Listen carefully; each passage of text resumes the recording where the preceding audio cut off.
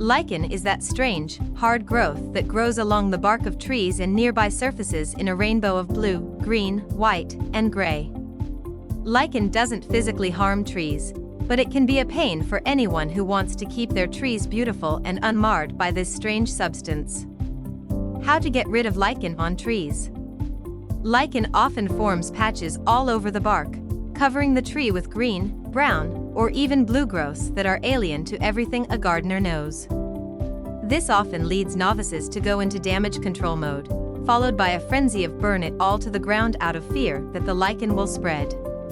While lichen keeps itself close to tree bark, there are several ways to get rid of lichen on trees without harming the bark underneath. These methods work by targeting the structure of the lichen itself, which is one of the most unusual in the plant kingdom. What are tree lichens? Lichen is a unique life form constructed by two others, fungus and algae. Sometimes a cyanobacterium can take the place of the algae if it's not available.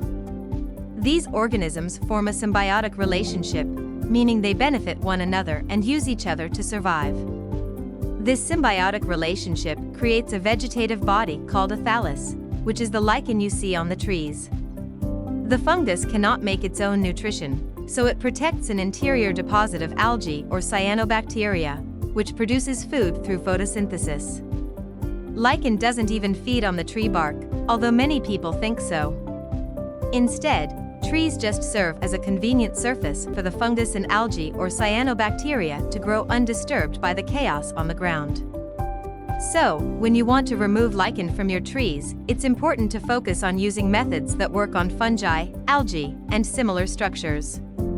Here are some of the best methods for all experience levels. The scrubbing method. If you're worried about damaging your tree by using sprays or chemicals on the lichen, consider avoiding them altogether with the scrubbing method. The majority of lichens are harmless, and since they are made of fungi, algae, or cyanobacteria, a little soap and water are all you need.